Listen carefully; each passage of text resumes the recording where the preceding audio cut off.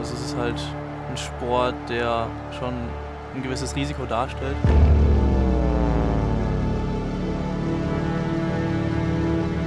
Wenn man es mal ganz genau nimmt, legen ja die Jungs ihr Leben in meine Hände.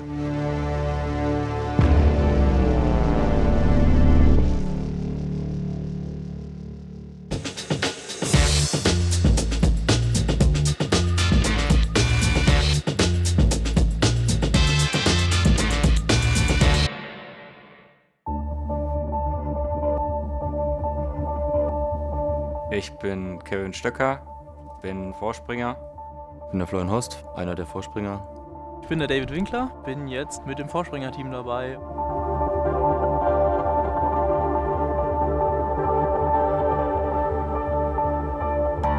Ja, mein Name ist Michael Schmidt, ich bin 48 Jahre alt und betreue die internationale Gruppe der Vorspringer in Regie des Deutschen Skiverbandes. Und wir bestücken damit alle Weltcups und alle Kontinentalcups-Springen.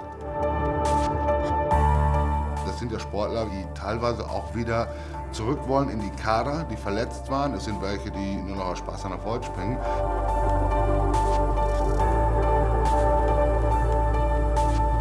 Also es gibt von uns einige, zum Beispiel der Anders Jakobsen war auch mal bei uns und ist da mitgesprungen.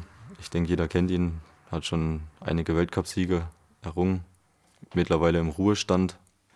Und ja, also das ist jetzt eine Sache, wo man auf jeden Fall wieder das nach oben schaffen kann. Bin nach meiner aktiven Zeit oder während meiner aktiven Zeit noch zum Vorspringen gewechselt und bin dann drin geblieben in der Truppe. Es macht richtig Spaß und möchte mich jetzt auch wieder rankämpfen. Es hat einfach das kleine Stückchen gefehlt, um irgendwo ins Weltcup-Team Fuß zu fassen, dorthin zu kommen. Und bin jetzt eigentlich, seitdem ich 2014 aufgehört habe mit meiner aktiven Laufbahn, mit dem Vorspringerteam dabei. Und wenn ich Zeit habe und die Lust, aber die ist meist immer dabei, begleite ich dann die Springen hier, wo wir gefragt sind.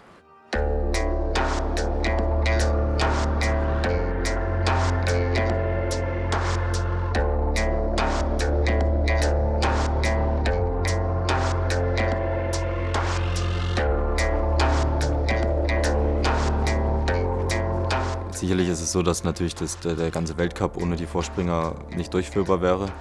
Das gehört einfach dazu. Um zu schauen, wie sind die Bedingungen vom Anlaufspur über Wind, über den Aufsprunghang. Und da arbeiten wir dann auch halt immer auch eng mit der Jury zusammen, die sich natürlich dann bei uns die Informationen einholt. Alle rauskommen, wir springen ohne Nummern, wir können sofort anfangen. Die erste Hauptaufgabe ist, würde ich sagen, die Spur auch bereit zu machen, weil mittlerweile sind überall ja eigentlich Kühlungen vor Ort. Entweder unterm Eis gelegt, so wie das hier der Fall ist, oder komplett diese Kombispuren, die man im Sommer sowie als auch im Winter nutzen kann. Und die bauen durch die Kühlung immer wieder an Raureif auf. Und wenn die frisch reingefräst ist, muss man die erst wie Art einfahren, weil sonst haben die ersten Wettkämpfer eine langsame Spur und hinten raus wird es erst so schnell, wie sie eigentlich ist. Die Vorspringer haben die Aufgabe, die Spur erstmal frei zu fahren, die Geschwindigkeit zu ermitteln für die Jury. Somit ermitteln wir auch die Anlauflänge für den Wettkampf.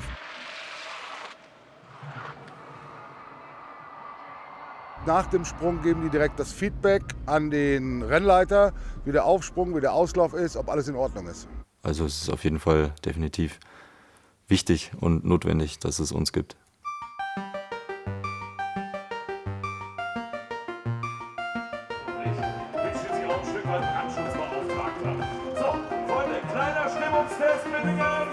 Wenn man jetzt in Oberstdorf zum Beispiel bei der Tournee oder auch hier in Willingen, wenn man dann springen darf und unten stehen dann 20.000 oder 25.000 Zuschauer, dann kann man es einfach nur genießen bei so perfekten Voraussetzungen.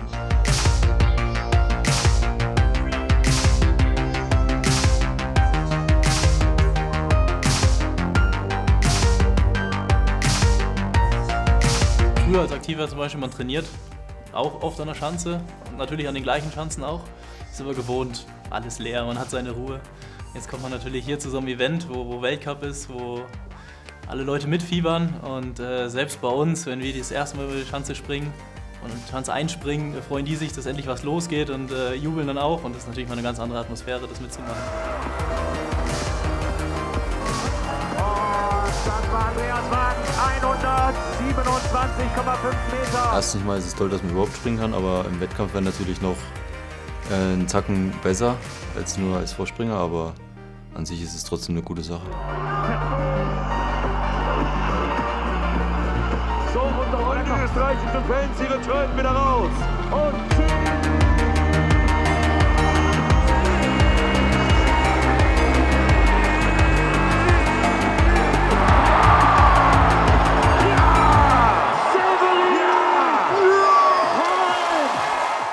Zum Weltcup geht es zwar nicht um mich, weil ich bin nur ein Vorspringer und bereite die Anlage für die anderen Jungs vor. Aber die freuen sich trotzdem oft, wenn wir die Schanze erstmal einspringen zu. Und von dem her ist es natürlich mal eine schöne Atmosphäre, wo man gerne springt. Und dann auch trotzdem wieder versucht, sein Bestes zu geben.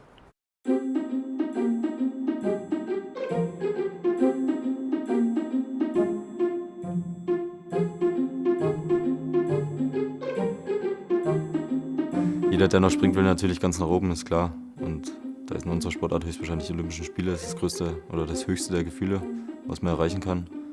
Und das ist natürlich das Ziel, da geht's hin.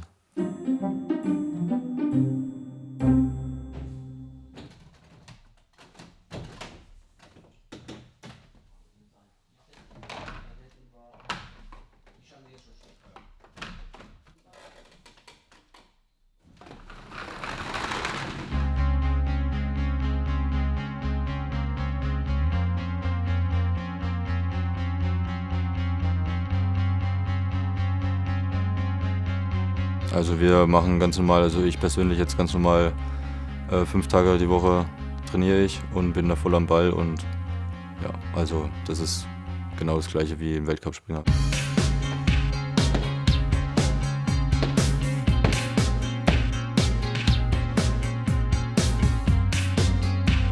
Und nach wie vor muss man halt schauen, dass man einfach seine bestmögliche Performance immer abliefern kann und dann wird man schauen, ob es reicht irgendwann oder nicht.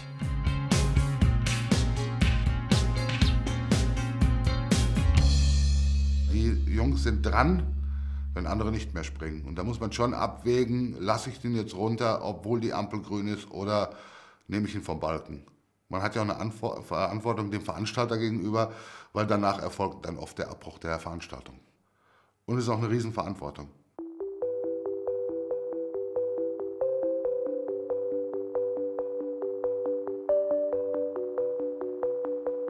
Also es ist halt ein Sport, der schon ein gewisses Risiko darstellt. Respekt, denke ich, sollte immer an Bord sein. Aber Angst ist, nee, das ist... Angst ist definitiv fehl am Platz.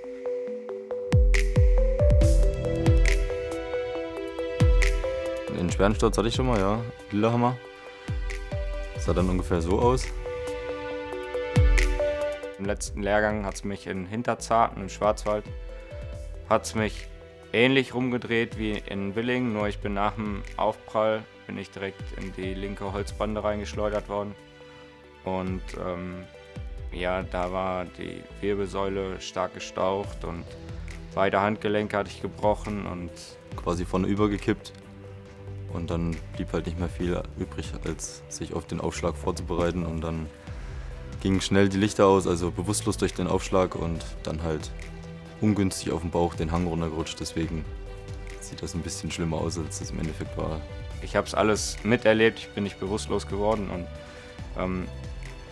da geht natürlich dann einiges durch den Kopf, auch bis der Krankenwagen kam und was vielleicht alles kaputt sein könnte, auch am Rücken und generell die ganzen Schmerzen im Gesicht und das war schon hart und hat mich dann auch wirklich bestimmt 1 Jahr, 1,5 Jahre richtig belastet, wo ich an der Schanze war, aber ich hatte meine Sprungsachen dabei, bin zur Schanze gefahren, wollte springen,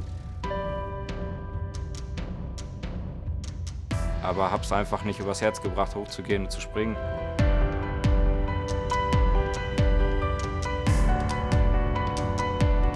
Dann irgendwann habe ich gesagt, so, jetzt gehst du hoch und machst es.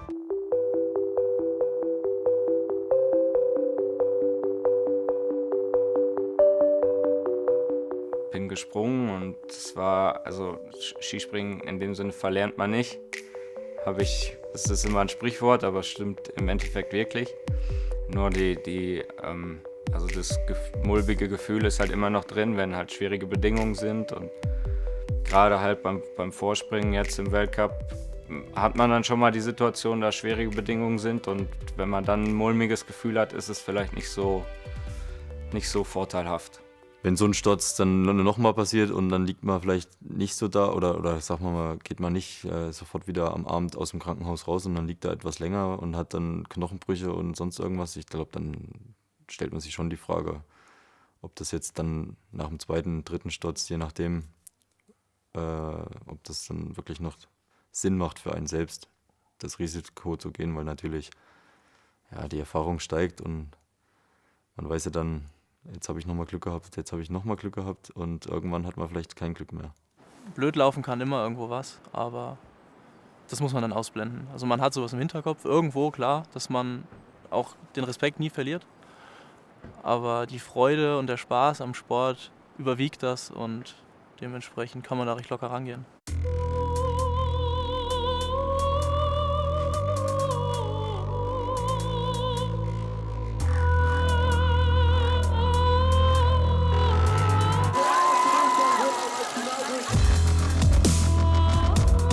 Ja, die Ampel ist noch nicht grün, der Wind, der Aufwind, der einfach zu gut.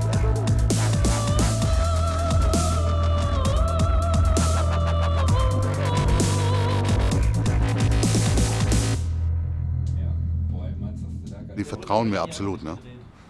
Das ist auch zwingend notwendig, um diesen Sport so zu betreiben. Weil es ist natürlich bei diesen Schanzengrößen wie in Willing schon recht gefährlich.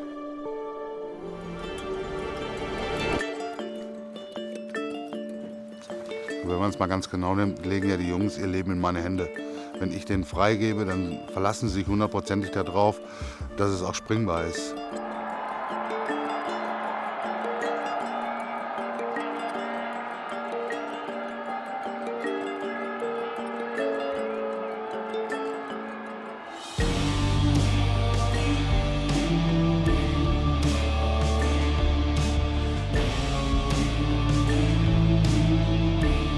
Dem Michel, dem vertraue ich, egal in welcher Hinsicht.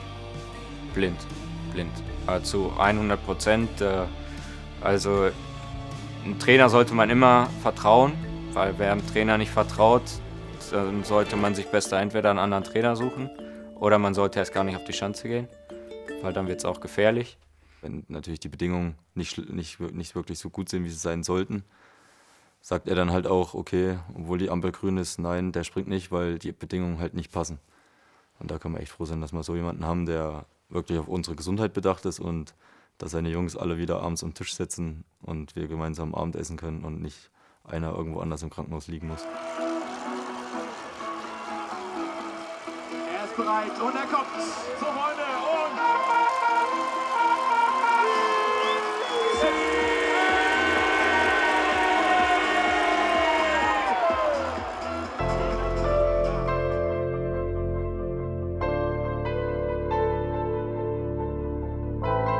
Das, was mir diesen Jungs gibt, das kriegt man tausendfach zurück als Dankeschön und es macht einen Riesenspaß und es ist auch eine Riesenverantwortung.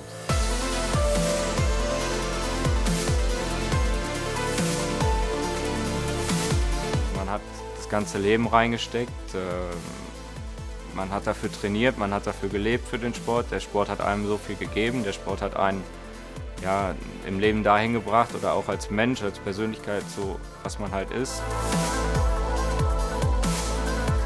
Skispringen hat einfach was, das kann man nicht sein lassen von jetzt auf gleich.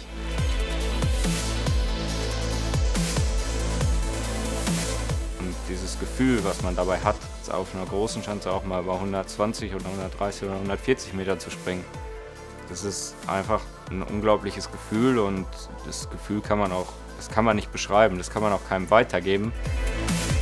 Das muss man selber erlebt haben.